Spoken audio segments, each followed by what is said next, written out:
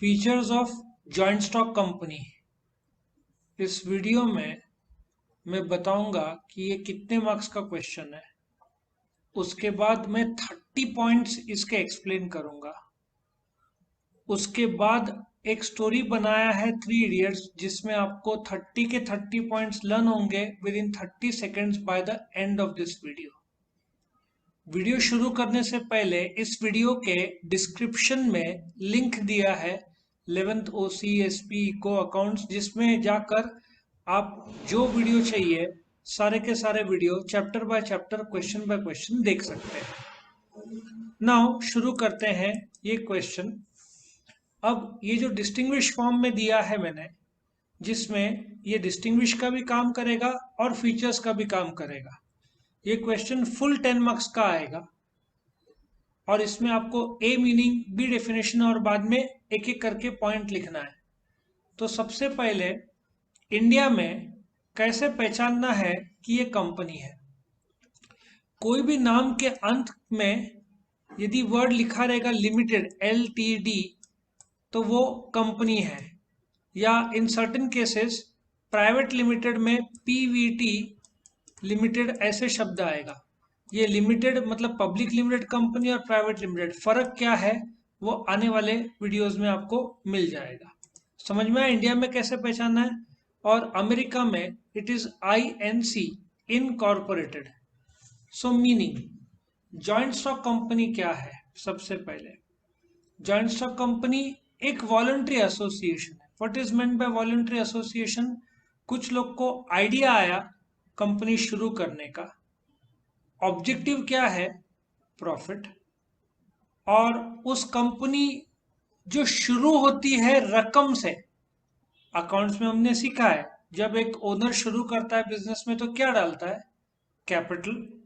मराठी में उसको भांडवल बोलते हैं, ठीक है ना। हिंदी में उसको निवेश बोलते हैं। सो कंपनी में जो पैसे से शुरू होता है उसको बोलते हैं शेयर कैपिटल। ऐसा सोचो, इस ये एक रूम है जिसमें 1000 ईंटें हैं, ठीक है। 10 रुपए का एक ईंट, तो 10,000 रुपए क्या हो जाएगा? Share capital. और हर एक ईंट को क्या बोलेंगे? शेयर। जो भी आदमी ये शेयर खरीदता है उसको क्या बोलते हैं? Share holder. सो कंपनी क्या है? एक ऑर्गेनाइजेशन, एक एसोसिएशन ऑफ मेंबर्स या शेयर होल्डर्स, जिन लोगों ने कंपनी में पैसा लगाया, वो पैसे को शेयर कैपिटल बोलेंगे। शेयर कैपिटल के छोटे छोटे पार्ट किए जाते हैं, हर एक पार्ट को क्या बोलते हैं? शेयर। जो आदमी शेयर खरीदता है उसको क्या बोलते हैं? Share holder. वो कंपनी का मालिक है। कंपनी में जो उसने पैसे दिए शेयर्स के, वही पैसे बैंक में रखे होते, तो बैंक वाला रिटर्न में क्या दिया होता? इंटरेस्ट। तो कंपनी रिटर्न्स में कुछ देना पड़ेगा तभी तो लोग पैसा लगाएंगे। सो फॉर एग्जाम्पल 10,000 रुपया शेयर कैपिटल है कंपनी का।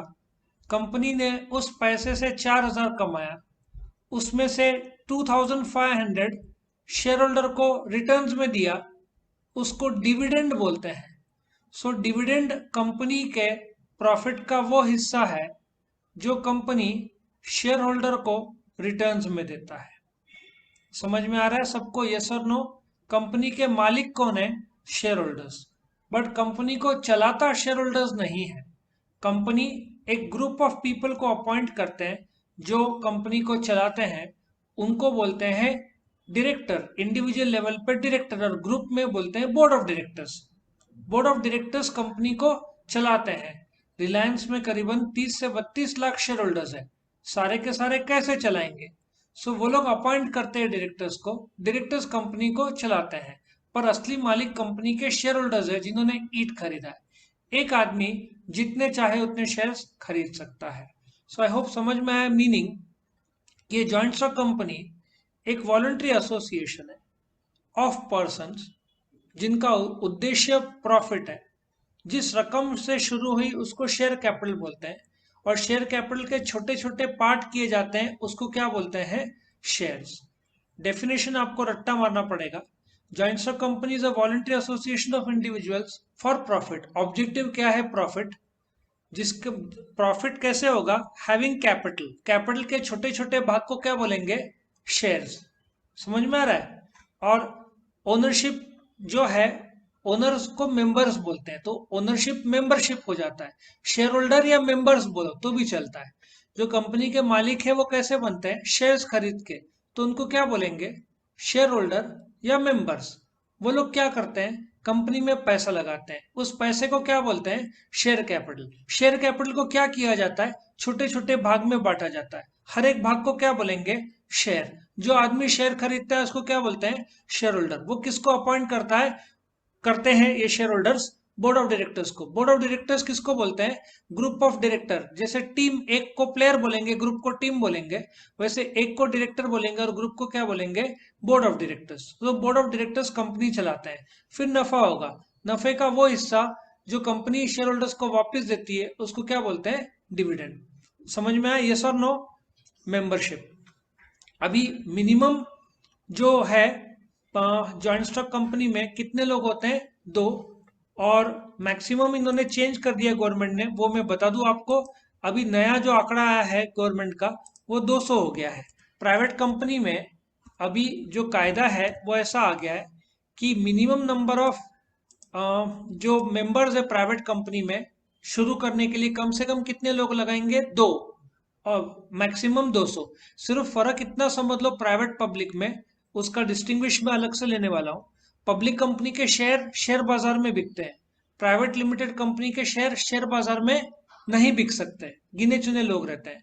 सो प्राइवेट कंपनी में कम से कम कितने लोग रहेंगे, 2, मैक्सिमम कितने रहेंगे, 200। पब्लिक कंपनी में मिनिमम कितने लोग रहेंगे, 7, मैक्सिमम कितने रहेंगे, अनलिमिटेड। समझ में आ रहा है। सो प्राइवेट में कम से कम 2, मैक्सिमम 200, पब्लिक में मिनिमम 7, मैक्सिमम अनलिमिटेड, कितने भी हो सकते हैं। रिलायंस में 30 लाख शेयर होल्डर्स है और ये 200 के बजाय कंपनीज एक्ट 56 में ये आंकड़ा था 50। अभी बदलाव हो गया है। नाउ लेजिस्लेशन, कौन सा कायदा लागू होता है कंपनी को, इंडियन कंपनीज एक्ट ऑफ 2013। 2013 से पहले जो कायदा था उसको इंडियन कंपनीज एक्ट ऑफ 1956 बोलते हैं। अभी जो भी कंपनी के प्रति कायदे हैं उन कायदों को क्या बोलेंगे, कंपनीज एक्ट ऑफ 2013। सबको समझ में आ रहा है, यस और नो। उसके बाद कैपिटल, कंपनी का कैपिटल किस रूप में होगा बताना, शेयर कैपिटल के रूप में होगा। कंपनी का कैपिटल किस रूप में होता है, शेयर कैपिटल। शेयर कैपिटल को छोटे छोटे भाग में बांटा जाता है, हर एक भाग को क्या बोलेंगे, शेयर्स। जो आदमी शेयर खरीदता है उसको क्या बोलते हैं, शेयर होल्डर्स। वो क्या करता है, कंपनी में पैसा लगाता है, टोटल पैसे को क्या बोलेंगे, शेयर कैपिटल। छोटे छोटे हिस्से को क्या बोलेंगे, शेयर्स। जो आदमी शेयर खरीदता है उसको क्या बोलेंगे, शेयर होल्डर। उसको रिटर्न्स में क्या बोलता है, क्या मिलता है, डिविडेंड। वो किसको अपॉइंट करता है, डायरेक्टर को। ग्रुप ऑफ डायरेक्टर को क्या बोलते हैं, बोर्ड ऑफ डायरेक्टर्स। ये लोग कौन है, जो कंपनी को चलाते हैं, ठीक है। उसके बाद लीगल स्टेटस, लीगल स्टेटस क्या किसको बोलते हैं, लीगल स्टेटस एक ऐसा स्टेटस है जिसमें कंपनी, जैसे रिलायंस है, रिलायंस के मालिक कौन है, शेयर होल्डर्स है। कंपनी को चलाता कौन है, बोर्ड ऑफ डायरेक्टर्स। तो यदि रिलायंस पर केस हुआ तो शेयर होल्डर्स जो मालिक है उन पर केस नहीं होता, डायरेक्टर्स जो है उन पर केस नहीं होता। इसका मीनिंग ये निकलता है कि कंपनी को एक सेपरेट नाम मिलता है, सेपरेट स्टेटस मिलता है। यदि रिलायंस पर केस हुआ तो शेयर होल्डर्स या डायरेक्टर्स पर केस नहीं होता, क्योंकि कायदा बोलता है कि कंपनी के मालिक और कंपनी दोनों अलग है, क्योंकि रजिस्ट्रेशन कंपनी का कंपलसरी है। वही सोल ट्रेडर का देखोगे तो पटेल किराना शॉप पर केस हुआ तो ऑटोमेटिक किस पर केस होता है, पटेल पर केस होता है। सो कंपनी को सेपरेट लीगल स्टेटस जरूर मिलता है। फॉर्मेशन, कंपनी का फॉर्मेशन काफी डिफिकल्ट है, कॉस्टली है, कॉम्प्लिकेटेड है। उसके डॉक्यूमेंट्स काफी लगते हैं कंपनी शुरू करने के लिए, करेक्ट।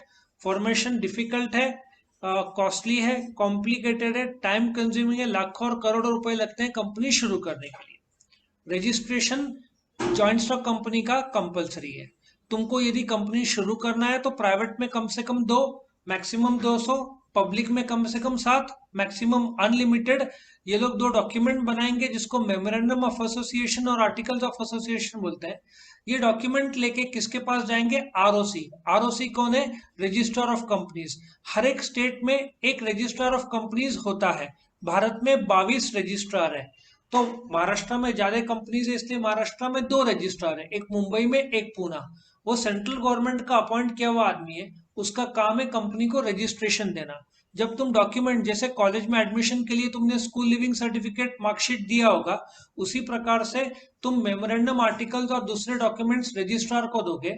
और वो तुमको, जैसे तुमको कॉलेज का ये मिलता है, आई कार्ड मिलता है, या तो फिर तुमको फीस रिसीट मिलती है, वैसे कंपनी तुमको बोलते हैं ना, जिस रजिस्ट्रार तुमको एक डॉक्यूमेंट देगा, उस डॉक्यूमेंट को बोलते हैं सर्टिफिकेट ऑफ इनकॉर्पोरेशन।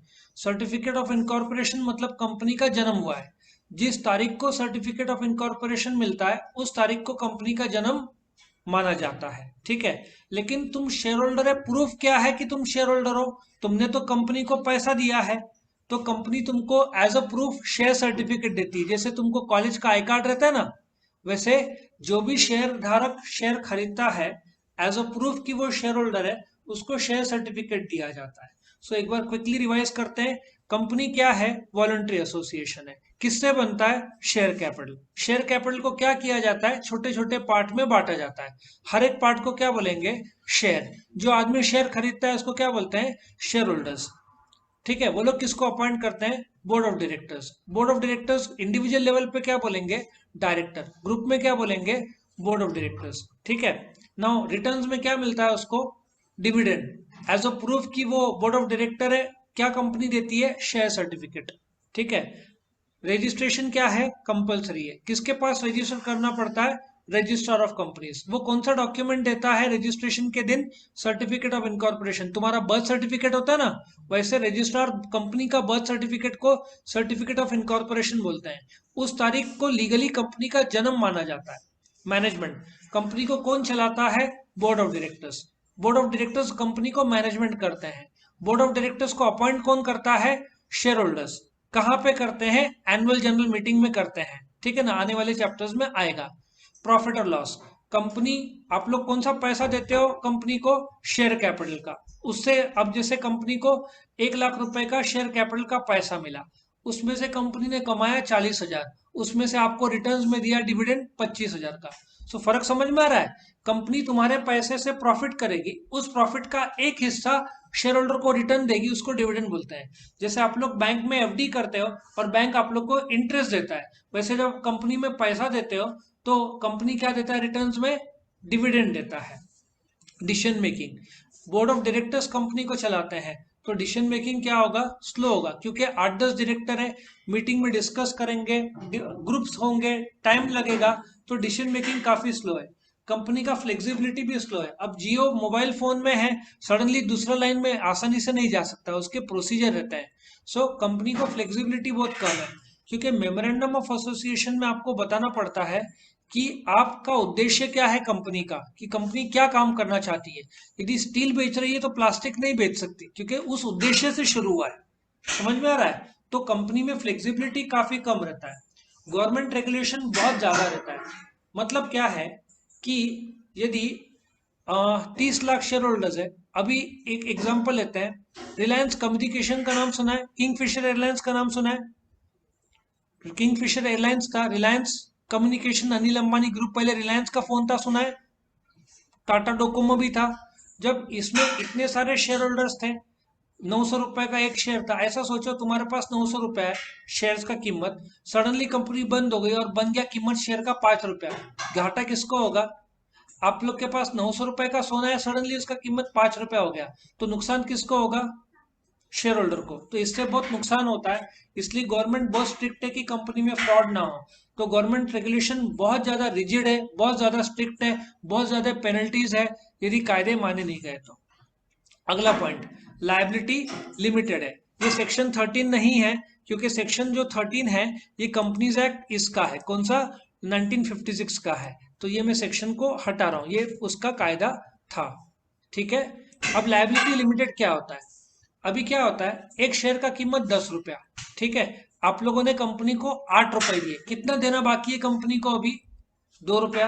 कंपनी को घाटा हो जाता है, पर हेड घाटा हो रहा है 5 रुपया, पर शेयर होल्डर घाटा हो रहा है।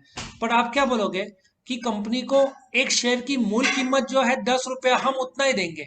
आप लोगों ने कितना दिया? 8 रुपया। कितना देना बाकी है? 2 रुपया। उससे ज्यादा आप लोग कंपनी को देंगे नहीं। क्यों? तुम्हारा लायबिलिटी जो कंपनी के प्रति है वो शेयर की कीमत है। फॉर एग्जाम्पल, आपने पूरा का पूरा 10 रुपए दे दिया और कंपनी को घाटा हो गया, तो शेयर होल्डर को घाटा भरपाई के लिए कितना देना है कंपनी को? The answer is 0। कुछ भी देने की जरूरत नहीं है। क्यों? एक शेयर का जो मूल कीमत है वो यदि दे दिया, अभी वो वाली बात है, कॉलेज का फीस आपका से 6,000 है, आपने कॉलेज का 6,000 फीस भर दिया। अब कॉलेज को प्रॉफिट होता है, लॉस होता है, उससे आपको फीस में कम ज्यादा नहीं होगा। तो उसी प्रकार से यदि आपने शेयर्स का जो पैसा कंपनी को दिया, बाद में कंपनी को कम पड़ रहा है, घाटा हो रहा है, तो ये जो कम पड़ रहा है पैसा, ये शेयर होल्डर से मांगा नहीं जा सकता। यदि शेयर होल्डर ने एक शेयर की कीमत पूरी कंपनी को दे दी है, तो कोई भी कंपनी से एक्स्ट्रा पैसा शेयर होल्डर से पैसा नहीं मांग सकता। समझ में आया? तो इसको लिमिटेड लायबिलिटी बोलते हैं। शेयर होल्डर की लायबिलिटी लिमिटेड है। लिमिटेड मतलब कितने हद तक लायबिलिटी है? एक 50,000 की गाड़ी है तो तुमको ज्यादा से ज्यादा कितना देना है? 50,000 रुपया। उसी प्रकार से शेयर का कीमत 10 रुपया है, आपने पूरा 10 रुपया दे दिया, अब कंपनी घाटे में चली गई, बंद हो गई, आपसे एक भी रुपया मांगा नहीं जाएगा। हाँ, आपका ज्यादा से ज्यादा 10 रुपया जाएगा, लेकिन आपको ऊपर का देना नहीं पड़ेगा। वही पार्टनरशिप रहा और उसने 10 रुपया डाला, घाटा 15 का हो गया, तो 5 रुपया पार्टनर को खुद के जेब से लाना पड़ेगा। समझ में आया? क्योंकि पार्टनरशिप को घाटा 15 का हो गया, पार्टनर ने 10 रुपया पैसा लगाया, तो 5 रुपया उसको खुद का देना पड़ेगा। सो कंपनी का लायबिलिटी क्या है? लिमिटेड है। ऑडिट। अभी कंपनी जब शुरू होती है तो रजिस्ट्रार क्या देता है कंपनी को? सर्टिफिकेट ऑफ इनकॉर्पोरेशन देता है। इसका मतलब क्या होता है? सर्टिफिकेट ऑफ इनकॉर्पोरेशन मतलब रजिस्ट्रेशन होता है। अब कंपनी का कामकाज शुरू हो गया, कंपनी को पैसा मिल गया, उसको क्या बोलेंगे? Share capital. शेयर कैपिटल को छोटे छोटे भाग में बांटा जाता है, उसको क्या बोलते हैं? शेयर। नाउ अभी कंपनी को शेयर कैपिटल का जब पैसा मिला तो कंपनी खरीदी बिक्री चालू करेगी। इसका मतलब अकाउंटिंग भी होगा उसका। अकाउंटिंग होगा तो अकाउंटिंग का चेकिंग भी होगा। चेकिंग कौन करता है? ऑडिटर।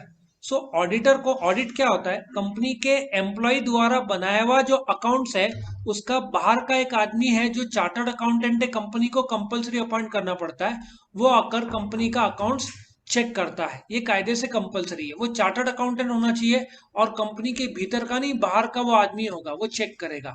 ठीक है? सो ऑडिट क्या होता है? कंपनी के अकाउंटेंट्स द्वारा बनाया हुआ जो अकाउंट्स है, कंपनी तो बॉम्बे में, हेड ऑफिस कंपनी का बॉम्बे में, अपन नासिक में है, लेकिन कंपनी का अकाउंट सही तरीके से बनाया जा रहा है कि नहीं अपने को थोड़ी मालूम है। तो ये चेक करने के लिए कंपनी के शेयर होल्डर्स एक बाहर का आदमी को अपॉइंट करते हैं। वो आदमी कंपलसरी चार्टर्ड अकाउंटेंट होना चाहिए। वो कंपनी में आकर कंपनी के अकाउंटेंट द्वारा बनाए हुए अकाउंट्स को चेक करता है और शेयर होल्डर को रिपोर्ट करता है कि अकाउंट्स सही तरीके से बनाया है कि नहीं। ठीक है ना? तो उसको ऑडिट बोलते हैं। कंपनी के लिए ऑडिट कंपलसरी है। शेयर होल्डर अपॉइंट करते हैं चार्टर्ड अकाउंटेंट को, जो कंपनी का ऑडिटर बनता है। टैक्सेस। कंपनी के टैक्सेस बहुत ज्यादा है, सीधा 30% का टैक्सेस है। और बोलते हैं ना, एज कंपेयर टू सारे ऑर्गेनाइजेशन सबसे ज्यादा टैक्स कंपनी का है। फ्लैट 1 रुपए का। अभी सोल ट्रेडर ले लो, सोल ट्रेडर को पहले 2.5 लाख तक कोई टैक्स नहीं है। कंपनी को 1 रुपए कमाए तो भी 30% टैक्स लगता है। सो कंपनी को टैक्स बहुत ज्यादा है। कन्फ्लिक्ट। अभी कंपनी के मालिक कौन है? Share holders. अपॉइंट किसको करते हैं? Board of directors. तो क्या आपस में झगड़े हो सकते हैं डायरेक्टर के? 100% चांस डायरेक्टर्स के आपस के झगड़े होने के चांसेस है, जिसके वजह से डिसीजन डिले होता है। तो कन्फ्लिक्ट बहुत ज्यादा होता है। अब सीक्रेसी। अभी रिलायंस का टर्नओवर 6 लाख करोड़ है, नफा 1 लाख करोड़ है। ये कैसे पता चलता है कि रिलायंस का जो अकाउंट्स है वो मेंटेन जो करते हैं, ठीक है ना, ये जो डॉक्यूमेंट है अकाउंट्स, वो पब्लिक को दिखाना पड़ता है। ठीक है? वो किसको दिखाना पड़ता है? पब्लिक को। तो वो सीक्रेट नहीं रहता। तो कंपनी का नफा, टर्नओवर, सेल्स कितना है, अब पटेल किराना शॉप को पब्लिक को बताने की जरूरत नहीं है कितने का बेचता है, कितना नफा कमाता है।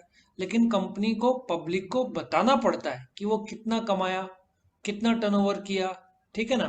तो सीक्रेसी नहीं रहती है। ऑब्जेक्टिव क्या है कंपनी का? प्रॉफिट है, ठीक है। कंपनी का ऑब्जेक्टिव क्या है? प्रॉफिट।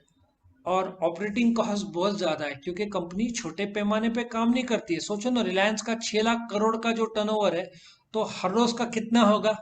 हर रोज का, डू यू एग्री कि एटलीस्ट 200-500 करोड़ तो हर रोज का खर्चा कम से कम होगा। तो ऑपरेटिंग कॉस्ट बहुत ज्यादा रहता है क्योंकि कंपनी बहुत बड़े पैमाने पे काम करती है। Division of work. Division of work क्या है? काम का बंटवारा। अभी इतने सारे डायरेक्टर है, कोई खरीदेगा, कोई बेचेगा, कोई परचेज डायरेक्टर होगा, कोई सेल्स डायरेक्टर होगा, कोई फाइनेंस का डायरेक्टर होगा, कोई R&D रिसर्च एंड डेवलपमेंट संभालेगा, कोई प्रोडक्शन देखेगा। समझ में आ रहा है? काम का बहुत अच्छे तरीके से बंटवारा होता है क्योंकि बहुत सारे लोग हैं कंपनी में। पब्लिक कॉन्फिडेंस, सबसे ज्यादा लोग कंपनी पर भरोसा करते हैं। तुमको बोला जाए कि किराना शॉप, एक लोकल दुकान से या रास्ते में जो तुम कपड़े खरीदो या अमेजन से खरीदो या मिंत्रा में, मैंने सुना है बहुत अच्छा मिलता है। सो तुम कहाँ से खरीदोगे? ऑनलाइन खरीदोगे। तुमको अमेजन फ्लिपकार्ट पे भरोसा ज्यादा है, ठीक है ना। सो पब्लिक कॉन्फिडेंस कंपनी पे बहुत ज्यादा रहता है। कंटिन्यूटी। कंटिन्यूटी को परपेचुअल सक्सेशन वाला पॉइंट है। अब ये क्या होता है? परपेचुअल सक्सेशन बोलता है कि एक कंपनी में 7 शेयर होल्डर थे, ठीक है, 7 मालिक थे, 7 शेयर होल्डर थे, और वो लोग एरोप्लेन में जा रहे थे। एरोप्लेन क्रैश हो गया, सातों के सातों मालिक एक मर गए, तो क्या कंपनी बंद होगा? The answer is no. पर कंटिन्यूटी में परपेचुअल सक्सेशन मतलब, जैसे हस्बैंड की डेथ हो जाती है तो शेयर किसके नाम पे ट्रांसफर होता है? वाइफ के नाम पर ट्रांसफर होता है। तो कंपनी एज लॉन्ग एज नफा कर रही है तो वो बंद नहीं होगी, वो चालू रहेगी। इसको परपेचुअल सक्सेशन बोलता है, ठीक है। कंटिन्यूटी हमेशा रहता है। तुम्हारे नॉलेज के लिए, फोर्ड 1903 को शुरू हुई थी, कितने साल हो गए? 118 साल। हार्ले डेविडसन 1901 को शुरू हुई थी। होंडा 24 सितंबर 1948 को शुरू हुआ था।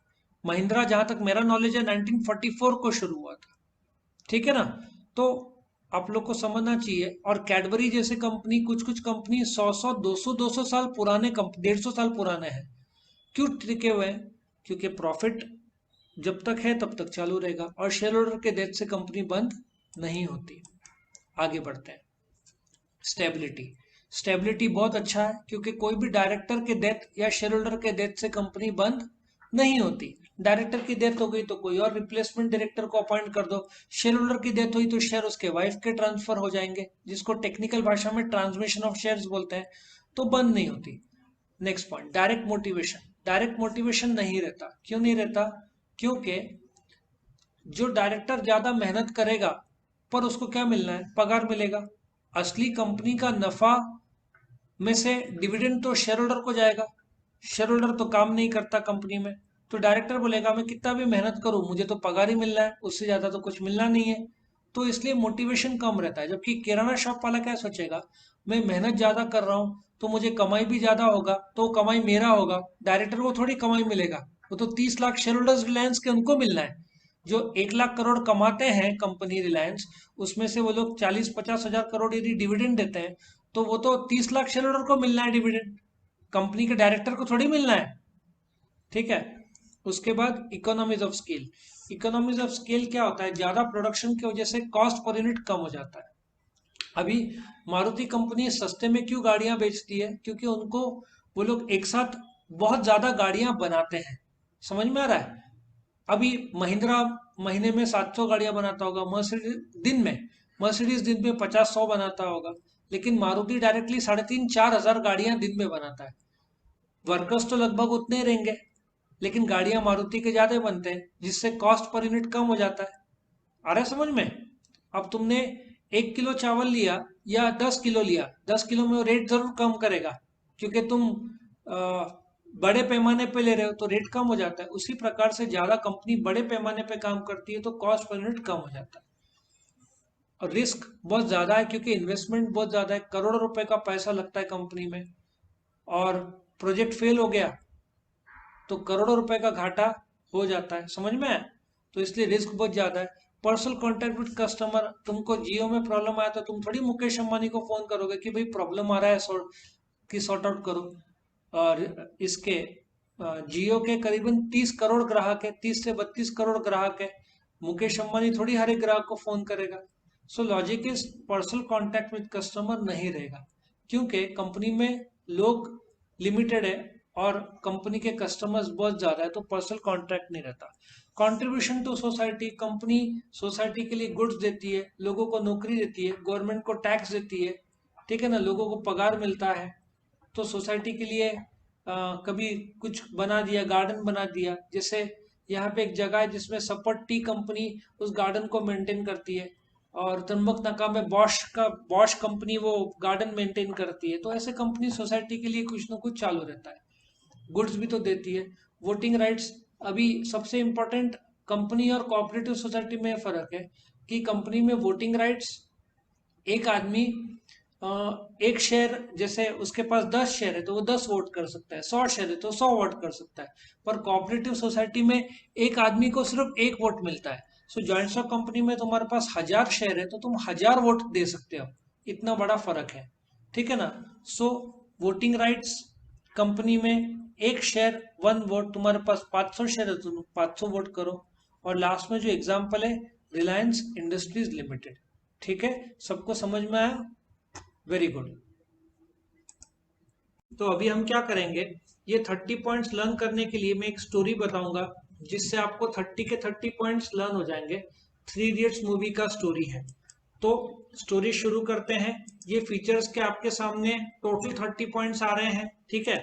अब इस 29 और 1A 1B है, तो इसको लर्न करने के लिए मैंने एक 3 इडियट स्टोरी बनाया है जिससे आपको 30 के 30 पॉइंट्स पूरे तरीके से लर्न हो जाएंगे। तो अभी स्टोरी शुरू करते हैं। ये फीचर्स हुआ, ये फीचर्स में मैंने जो 3 इडियट्स का स्टोरी बनाया वो मैं अभी एक्सप्लेन कर रहा हूँ, ठीक है। मेंबरशिप, लेजिस्लेशन और capital.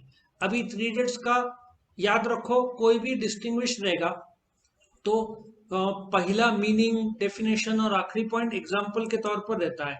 If you remember 3 idiots में जो पहला सीन है वो एक एरोप्लेन का सीन है, वो एरोप्लेन एंटर करता है। So point number, if you check out 1 और जो 1A और 1B क्या है, मीनिंग और definition. Now if you checkup point number 2 membership. अब इसको याद कैसे रखना है मैं बताता हूँ।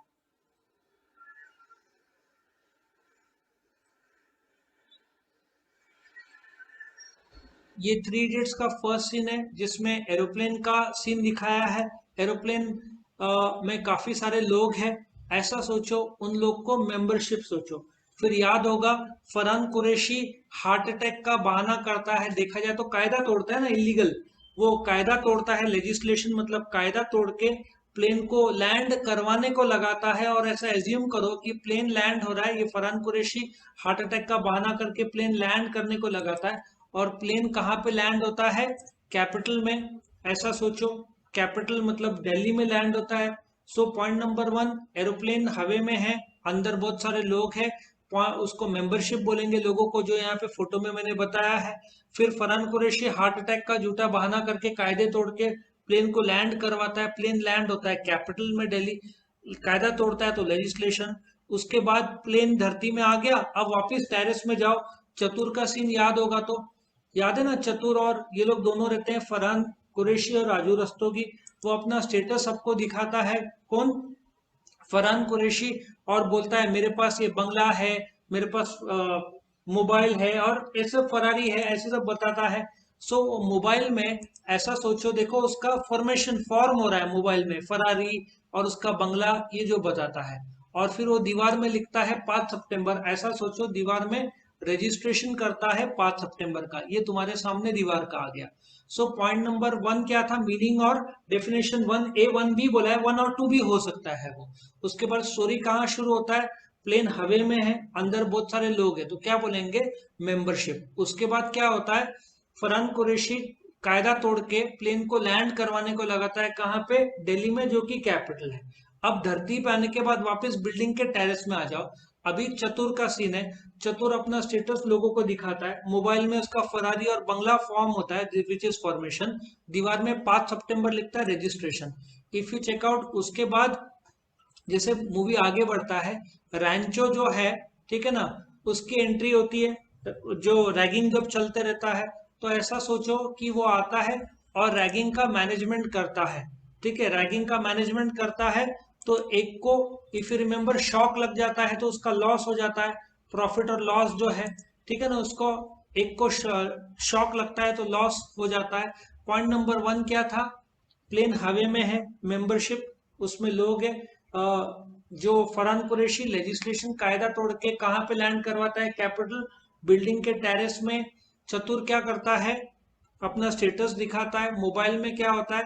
फॉर्मेशन। दीवार में क्या लिखता है? 5 सितंबर विच इज रजिस्ट्रेशन। फिर ये आता है रैंचो, रैगिंग का मैनेजमेंट करता है, एक को लॉस हो जाता है। फिर याद है वो जो सीन जिसमें राजू की माँ बोलती है कि महंगा हो गया, 10 रुपए की भेंडी और 12 रुपए की गोभी। सो भेंडी ड डिसीजन मेकिंग, 12 रुपए की गोभी गो गवर्नमेंट रेगुलेशन। ऐसा सोचो, 11 रुपए की फ्लेक्सिबिलिटी। तुमको याद होगा तो कम्मो की शादी में मारुति 800 मांग रहे, which is the liability. Liability है ना, 10 रुपए की भेंडी ड डिसीजन मेकिंग, 12 रुपए की गोभी गो गवर्नमेंट रेगुलेशन, 11 रुपए की फ्लेक्सिबिलिटी। कम्मो की शादी में मारुति 800 मांगते, लायबिलिटी। फिर खुजली वाली रोटी याद है? खुजली वाली रोटी ट ऑडिट और टैक्सेस। सो इसमें देखो, ये रोटी बनाती रहती है और खुजली वाली।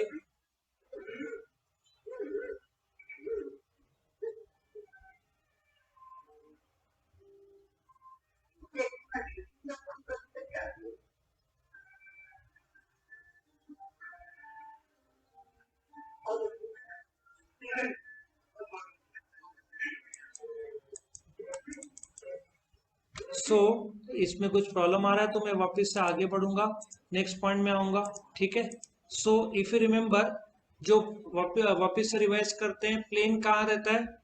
हवे में, वहां पे लोग होते हैं, मेंबरशिप। फिर वो कायदा तोड़कर लेजिस्लेशन कहाँ पे लैंड करवाता है? कैपिटल। फिर टेरेस का सीन, टेरेस में क्या होता है? वो अपना क्या दिखाता है? स्टेटस। मोबाइल में क्या होता है? फॉर्मेशन। दीवार में क्या लिखता है? रजिस्ट्रेशन। रैंचो की एंट्री, वो क्या करता है? रैगिंग का मैनेजमेंट।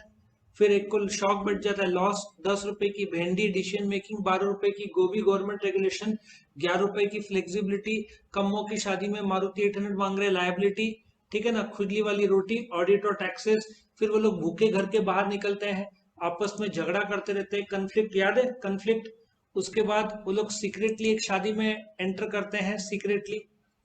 और क्यों? क्योंकि उनका ऑब्जेक्टिव खाना रहता है, सबको भूख लगती है, ठीक है ना, सबको भूख लगी हुई रहती है, तो ऑब्जेक्टिव खाना। देखो कैसे खाना खाते हैं, प्लेट भर भर के खाना खाते हैं लोग, तुमने देखा होगा, पूरा प्लेट भर देते हैं। उसके बाद उसके जूते में $300 शूज, पुदीने की चटनी गिर जाती है तो उसका कॉस्ट हो जाता है।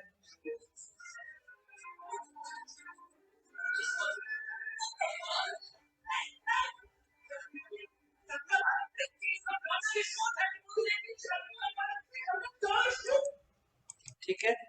ये वापस से थोड़ा सा हैंग हो रहा है, बट डजेंट मैटर, हम आगे बढ़ाएंगे स्टोरी को। अभी next part of the story आगे बढ़ता है। अभी चतुर का स्पीच याद होगा तो, वो स्पीच लिखता कौन है? दुबे जी। बोलता कौन है? चतुर। तो डिवाइड ऑफ वर्क हो गया ना। ये देखो, डिवीजन ऑफ वर्क हो गया।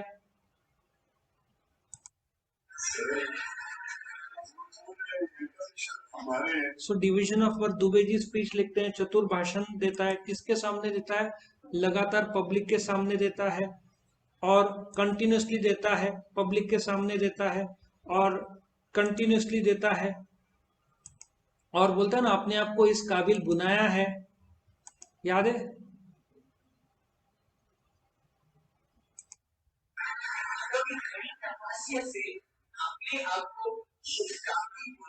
स्टेबिलिटी, ठीक है।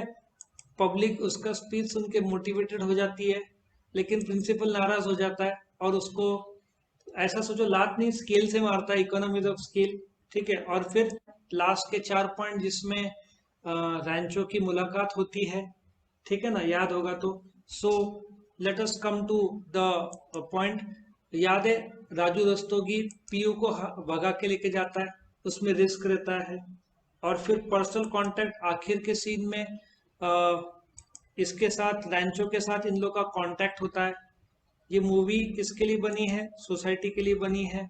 और इसमें वोटिंग किया है कि वन ऑफ द बेस्ट।